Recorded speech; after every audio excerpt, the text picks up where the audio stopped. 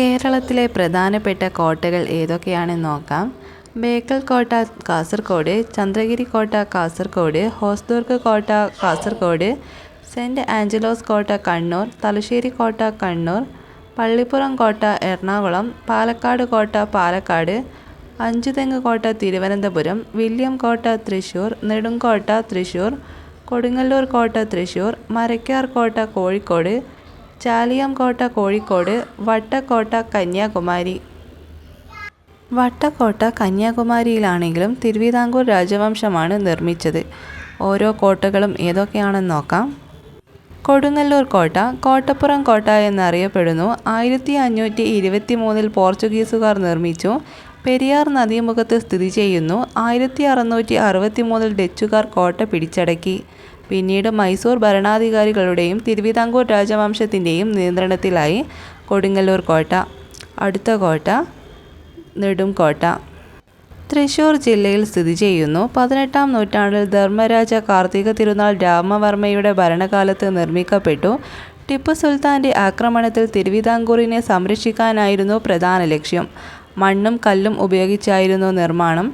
40 കിലോമീറ്ററിലധികം നീളത്തിൽ വ്യാപിച്ചിരുന്ന പ്രതിരോധ ഭിത്തിയും കിടങ്ങുകളും കോട്ടയുടെ ഭാഗമായിരുന്നു. ഇന്ന് കോട്ടയുടെ അവശിഷ്ടങ്ങൾ മാത്രമാണ് കാണാനുള്ളത്.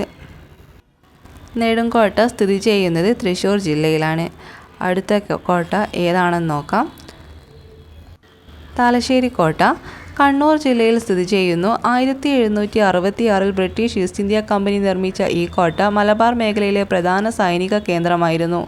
ലാറ്ററൈറ്റ് കല്ലുകൾ ഉപയോഗിച്ച് നിർമ്മിച്ച ശക്തമായ മതിലുകളും ചതുരാകൃതിയിലുള്ള രൂപകൽപ്പനയും കോട്ടയുടെ പ്രധാന സവിശേഷതകളാണ്.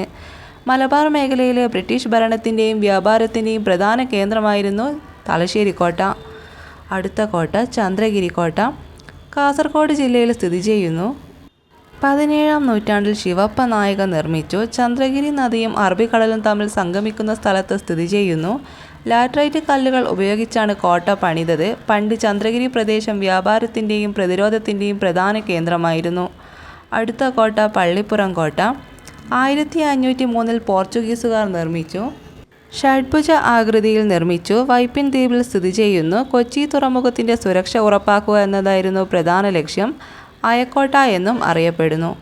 അടുത്ത കോട്ട മരക്കാർ കോട്ട കോട്ടയ്ക്കൽ കോട്ട എന്നറിയപ്പെടുന്നു. കുഞ്ഞാലി മരക്കാർ നാരാമൻ്റെ ആസ്ഥാനമായി പ്രവർത്തിച്ച കോട്ട.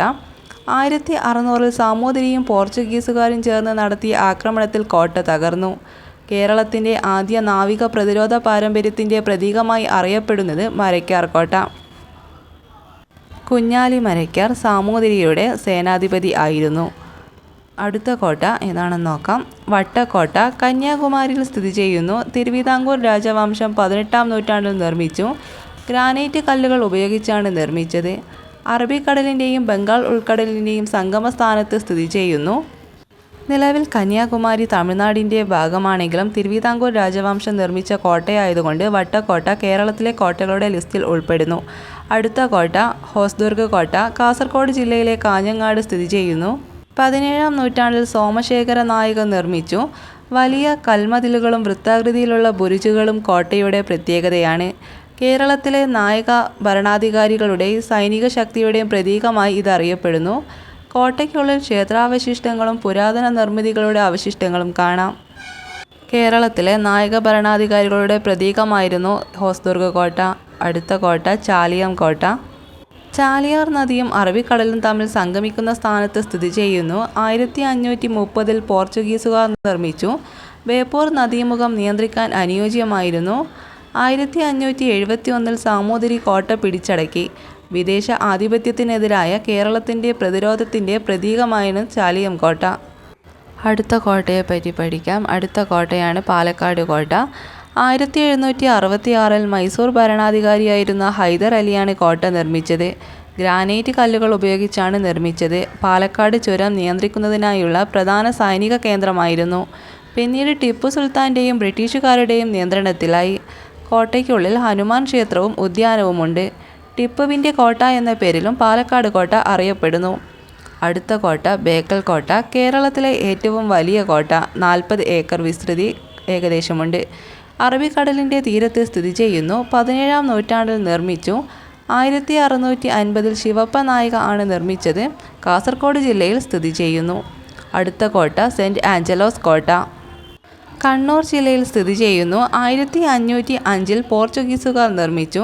പിന്നീട് ഡച്ചുകാരും ഫ്രഞ്ചുകാരും കൈവശപ്പെടുത്തി. കട്ടിയുള്ള മതിലുകളും ബാസ്റ്റ്യനുകളും അഥവാ കാവൽ മാടങ്ങൾ ഉള്ള ശക്തമായ പ്രതിരോധ സംവിധാനം കോട്ടയ്ക്കുണ്ട്.